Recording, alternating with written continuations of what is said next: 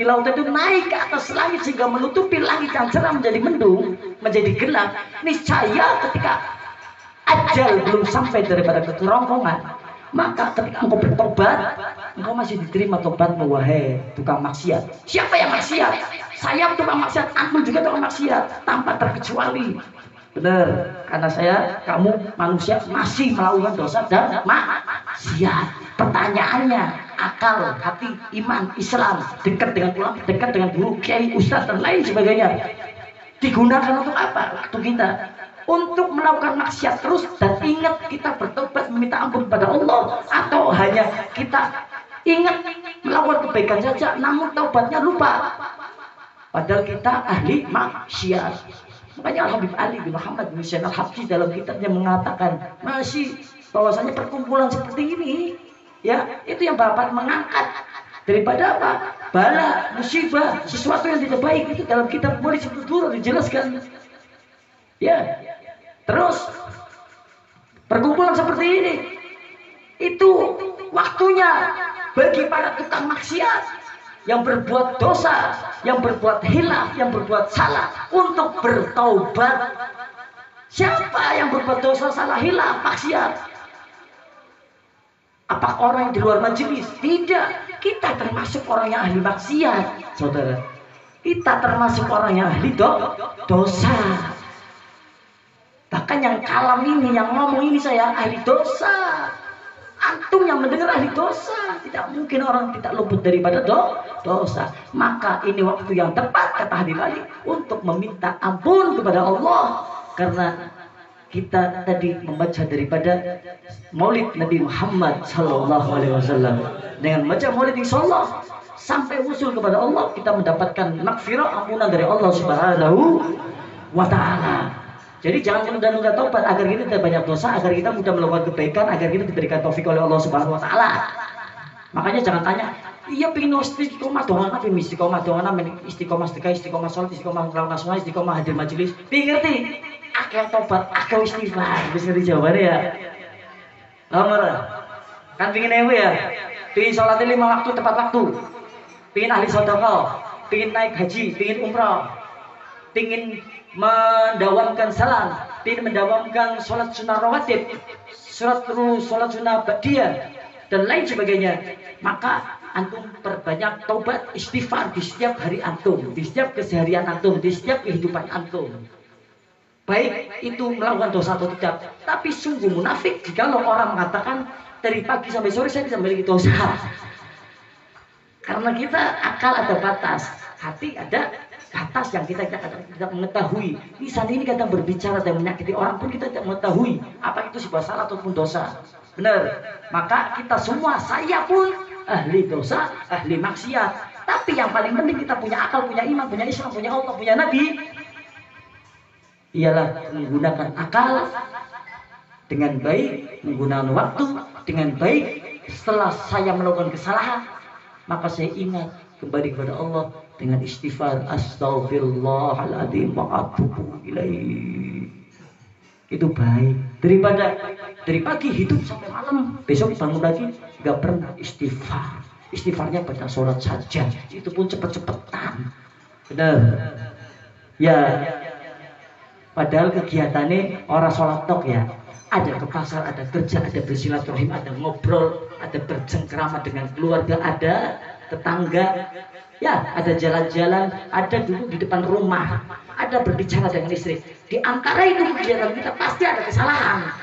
Makanya kita istighfarnya jangan ketika habis sholat saja. Meminta ampunnya jangan habis sholat saja. Seperti itu. Agar apa? Agar kita mendapat taufik sehingga mudah melakukan kebaikan, mudah melakukan ketaatan, mudah mengikuti apa-apa yang dibawa oleh Nabi Muhammad Sallallahu Alaihi Wasallam. Dan ketika kita sudah bisa melakukan kebaikan, kita sudah bisa melakukan kebaikan, sudah taat kepada Allah, sudah berusaha istiqomah, maka jangan menganggap itu dari usaha kita. Maka dijelaskan di sini, orang yang beriman sempurna itu ialah tidak melihat ibadahnya itu dari usahanya. Tapi orang yang berimannya sempurna itu yang melakukan kebaikan, amal soleh, ketaatan ibadah kepada Allah, itu karena Allah yang memampukan hatinya. Allah yang menghendaki dia menjadi orang yang beramal soleh. Berarti bukankah dari kadar usahamu hujan datang ke sini, dari kadar usahamu? Bukan.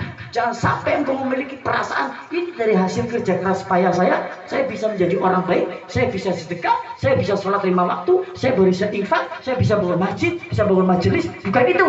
Tapi karena Allah yang memampukan hati jenengan, menghendaki jenengan menjadi orang yang baik, itulah tandanya orang yang memiliki iman yang sempurna. Jika ia menganggap dirinya tidak memiliki usaha apa-apa untuk menjadi baik, hanya Allah lah yang menjadikan saya baik. Alhamdulillah. Walaupun yang pelaku jenengan pelaku maring masjid, gue katik Allah disit aja karena niatnya aja kayak disit. Takut buat kufur, nikmat yang diberikan Allah, antum lupa syukur. Oh iya, nikmat dari Allah, pokoknya kamu kadang nyong. Lo, ingat ya, ini modelnya cepet, meja 10 orang, rampung. Enak tegas saya, apa main kayak kembali biar maning aku ya taklim ya. Ngerasa pura sih antum, taklim tegas, cepat, lugas cepat. Kayak dulu lagi pas di kontrakan bener. Dari kemarin kan saya bersandar. Bener ora? Ya, lagu nyong mangkla-mangkle kayak bunglon. Ya, jadi jangan pernah menganggap bahwasanya amal kita, kebaikan kita, ketaatan kita itu dari usaha kita. Namun hakikatnya itu Allah yang memampukan, Allah yang menghendaki kita untuk menjadi orang baik. Maka jikalau kita sudah merasakan itu, berpikir itu, berprinsip seperti itu ketika kita melakukan kebaikan, maka tandanya telah sempurnalah iman kita. Paham ya? Terus bagaimana caranya biar Allah cinta kepada kita, Bib? Nah, ya benar gak? Tadi kan melakukan kebaikan susah karena nggak dapat taufik. Kenapa nggak dapat taufik, kemudahan melakukan kebaikan? Karena Allah tidak cinta. Nah, pertanyaannya, biar Allah cinta kepada kita, amalan apa yang bisa mendatangkan kecintaan Allah kepada seorang hamba? Kan gitu. Amalan apa yang mendatangkan kecintaan Allah kepada seorang hamba? Yang pertama ialah mendawamkan taubat. Mendawamkan atau membiasakan, mengistiqomahkan taubat. Terus apalagi ihsan. Apa itu? Berbuat baik kepada sesama makhluk, baik itu binatang, baik itu manusia.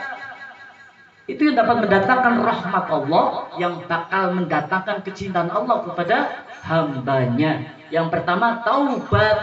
Perbanyak taubat di sehari-harinya antum, baik siang, malam ataupun sore. Sepintere jenengan dieling-eling njaluk ngapura sing akeh maring Gusti Allah. Men apa? Men Allah cinta maring jenengan. Dari niku wis cinta Allah mewe taufik. Wis mewe taufik kemudahan jenengan mudah nglawakna ibadah bisa istiqomah. Terus apalagi yang bisa mendatangkan kecintaan Allah kepada hambanya? Tadi apa? Yang kedua? Berbuat baik kepada sesama. Kalau sama tetangga baik, ya sama keluarga harus lebih baik. Kalau sama istri baik, ya sama anak harus lebih baik. Kalau sama ibu kamu baik, bapak kamu baik, sama mertua harus lebih baik. Itu tandanya ihsan. Paham je? Terus ketika antum berbuat baik, jangan hanya pilih-pilih berbuat baiknya. Berbuat baik kepada siapa saja, kepada tetangga kamu yang tidak suka kepada kamu tetap berbuat baik. Walaupun tidak mampu memberi, setidaknya engkau berucap yang baik kepada tetangga kamu, yang dimana tetangga kamu itu tidak baik dengan ucapannya kepadamu. Paham ya? Itu namanya ihsan. Makanya ada iman, ada Islam, iman, ihsan. Ihsan diantaranya hamba itu merasakan, melakukan amal itu dirasakan. Bukan hanya mengamalkan karena perintah, tapi mengamalkan perintah Allah, dijalankan Nabi, saya menjalankan dan saya bisa merasakan, gitu loh. Ihsan, paham ya? Terus Apalagi yang bisa mendatangkan cinta Allah, kecintaan Allah, mensucikan diri. Maksudnya gimana bi mensucikan diri? Ake jenengan jaga diri ini jenengan mensuci. Kadang apa hadas, hadas kecil ataupun besar. Caranya bagaimana? Bisa sitik-sitik weso, bisa sitik banyu wudu. Menunggu jenengan sholat, setelah sholat zikir, itu lagi menunggu waktu datangnya sholat. Itu bagus dan baik. Terus bagaimana? Nyong pekerja sibuk metumpak banyuju. Karena saya sudah mengatakan barang siapa yang keluar rumah mendawamkan mudawamah mengambil air wudhu, maka ia akan dikirimkan Allah 2 malaikat yang menjaganya dari kematian yang buruk. Kan bisa nyong tempat majelis ketabrak truk dasar keping cepat-cepat. Tapi gara-gara yang sering mudawamah membiasakan hendak keluar rumah bukan hanya membaca bismillah tawakkaltu ala Allah wala quwwata illa billah, tapi saya ambil air wudu biasa, maka Allah kirim malaikat untuk menjaga saya sehingga saya tidak akan terjadi sesuatu yang buruk di luar sana. Karena wong pinter, wong sugih, wong duwe tahta, jabatan, kekuasaan, pinter kayak apapun, kalai karo apes. Pingin matine apes, tabrakan orang. Pinginnya matine halus enak. Husnul khotimah iya, tapi aja husnul khotimah nih matine ketabrak, apa dipateni wong, kan kuwi makanan roti beladat, roti pelatos. Orang yang dibunuh orang dalam menjaga hartanya meninggalkan syahid.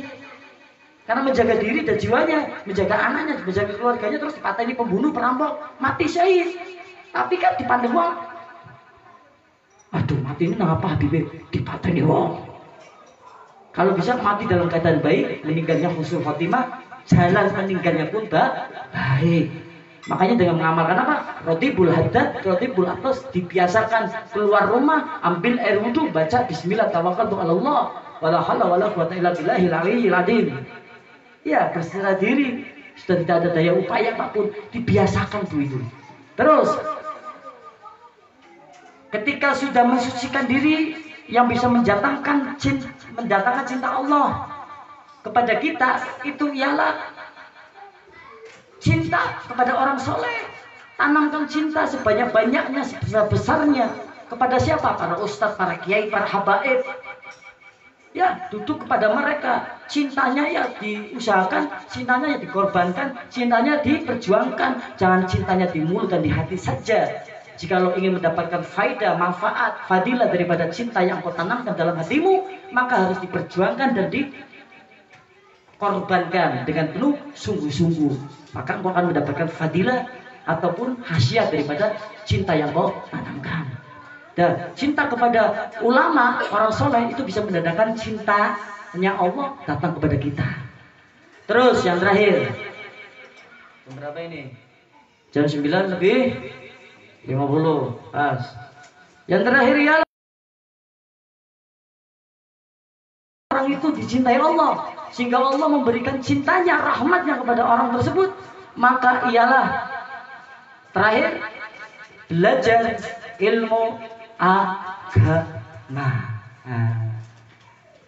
Sering-sering Bu, Mas, Pak, Do belajar ilmu agama.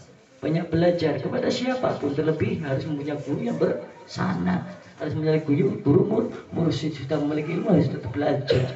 Ya, karena dengan belajar itulah Allah akan semakin dekat dengan seorang hamba, hamba semakin dekat dengan Allah, dan Allah akan menaruh cintanya sepenuhnya kepada seorang hamba tersebut, yang dimana ia gemar, cinta waktunya digunakan untuk mempelajari daripada agama.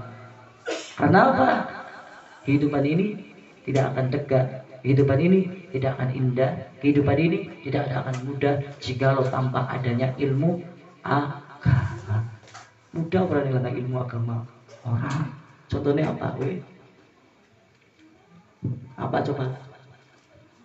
Contohnya apa? Pirang-pirang, tak cerita anak kan? Yang wis erek wis ngele. Bogi ibu karse masak ora masak di belakang duit. Tak doa karena duitnya akeh. Kalian bib durung panen.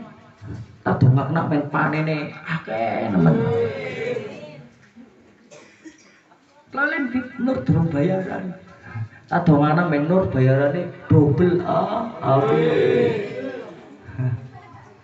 Ya.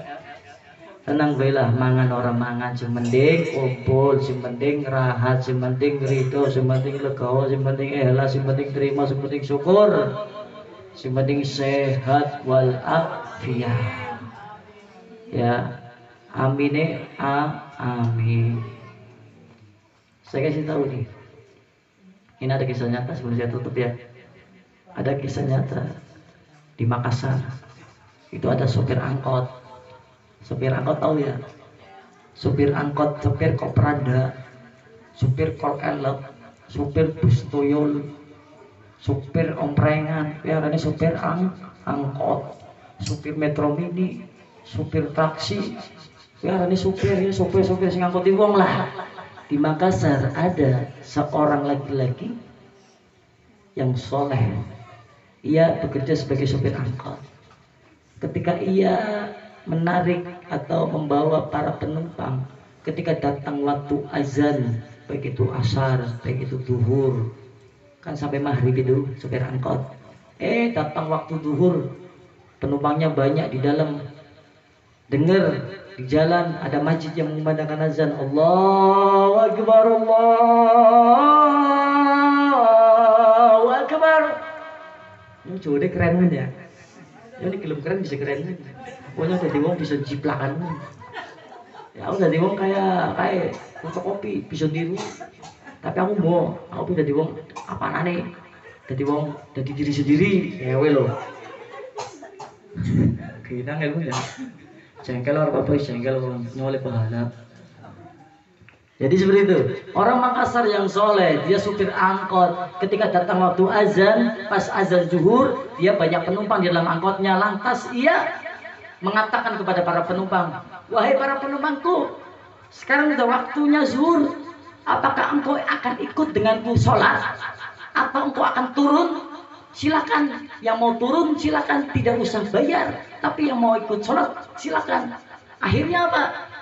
Para penumpangnya ada yang ikut sholat, ada yang turun. Lantas ini supir angkot tetap menjalankan kegiatan seperti itu setiap harinya. Tapi Masya Allah, ketika suatu hari datang waktu zuhur, ada penumpangnya banyak naik lewat sebuah masjid. Allahu Akbar, azan. Tiba-tiba azan berkumandang, ia belok dan mengatakan kepada penumpangnya, wahai bapak-bapak, ibu-ibu, saya mau sholat dahulu. Silakan, barangkali mau ikut saya sholat, ayo turun. Tapi kalau nggak sholat, ya nggak apa-apa.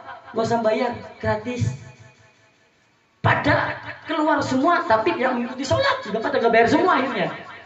Ketika sudah tidak bayar, ada orang 32 lebih dalam angkot. Bayangkan angkot ditetel. Ya, angkot-angkot Sumatera dulu. Paham ya? Gede-gede. Ketika sudah waktu azan, itu orang-orang ditawarin malah pada cari angkot lain. Setelah selesai sholat, ternyata di dalam angkot penuh dengan orang. Itulah rezeki. Engkau jangan takut. Jikalau engkau melakukan ketaatan, waktu dibuang untuk melakukan ketaatan, jangan pernah takut rezekimu akan kabur. Karena rezeki tidak akan salah alamat. Paham? Paham ya? Aja pernah wedi nutup dagangan, aja pernah wedi ngetokna duit nggo sedekah, nggo infak, aja pernah wedi bangkrut entek nutup dagangan apa salat wedi pelanggan kabur, aja pernah wedi rezeki ini bakal kabur. Karena rezekimu akan tetap ada jikalau keyakinanmu bagus kepada Allah, maka Allah akan tambah lipat gandakan rezekimu yang tadinya akan diberikan 1 tahun yang akan datang atau 2 tahun yang akan datang. Karena keyakinanmu bagus, husnudzanmu pada Allah bagus, mengedepankan Allah, maka engkau akan menjadi orang yang mudah dalam mendapatkan rezeki yang halal dan yang berkah. Amin ya robbal alamin. Sekian yang bisa saya sampaikan, kurang lebihnya saya mohon maaf ya besarnya. Wallahu a'lam bishawab. Wassalamualaikum warahmatullahi wabarakatuh. Allahumma wa sallim wa barik alaihi wa alihi Allahumma sholli wa sallim wa barik alaihi wa ala alihi. Bismillahirrahmanirrahim. Alhamdulillahi rabbil alamin wassalatu wassalamu ala sayyidina Muhammadin wa ala alihi washabihi ajmain. Ja'alana Allah wa iyyakum mimman yastawjibu syafa'atah wa yaj'alna min Allahi rahmatan wa rafatan. Allahumma bi hurmati hadha nabiyil karim wa alihi wa sahbihi salikina ala manhajil ghaib. Ij'alna min hiyari ummati wastunna bi dali hurmatihi wazurna khadan fi zumratihi واستقل ألسنتنا في مدحه ونصرته وعينا متمسكين بسنته وطاعته وأمتنا اللهم على حبه وجماعته. اللهم أدخلنا معه الجنة فإنه أول من يدخلها وأنزلنا معه في قشورها فإنه أول من ينزلها وارحمنا يوم يشفع للخلائق فترحمها. اللهم ارزقنا زيارته في كل شأن ولا تجعلنا من الغافلين عنه فتراسنا. اللهم لا تجعل فيها مجلسنا هذا أحدا إلا زرت بماء توبة ذنوبا وسترت برداء المغفرة عيوبا.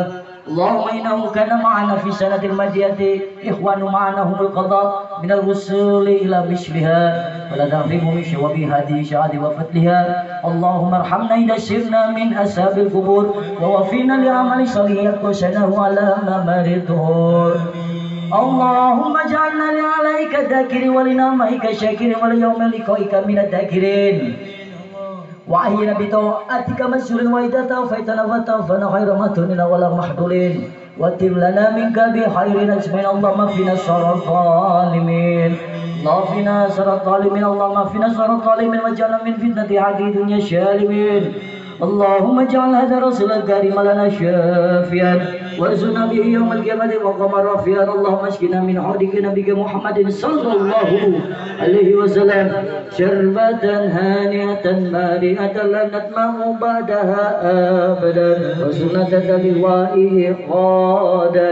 وفي اللهم بجاه لنا ولوالدينا ولمشايخنا ولمعلمينا ودبر الحكم علينا ولمن أجر هذا الخير في حديث ولجميع المؤمنين والمؤمنات والمسلمين والمسلمات وحافظوا الذنوب والخطايا يا أرحم الراحمين يا أرحم الراحمين يا أرحم الراحمين. وصلى الله على سيدنا محمد وعلى آله وصحبه وسلم بفضل سبحان ربك رب العزة عما يصفون والسلام على المرسلين والحمد لله رب العالمين. الفاتحة.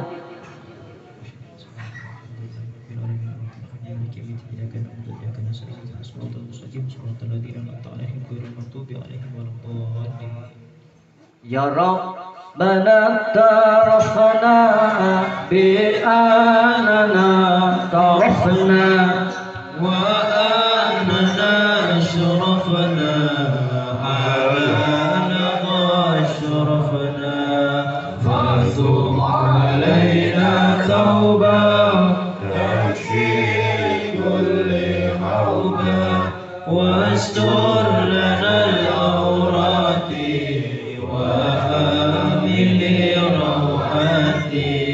واغفر لوالدينا ربي ومولودينا والآل والإخوان وشائر الخلان وكل ذي محبة أو جيرة أو صحبة والمسلمين أجمعين ربي أسماء فضلا وجودا منا لا باكتساب منا بالمصطفى رسولي نهضى بكل سولي صلى وسلم ربي عليه عند الحب وآله وصحبه مدد تأسيس به والحمد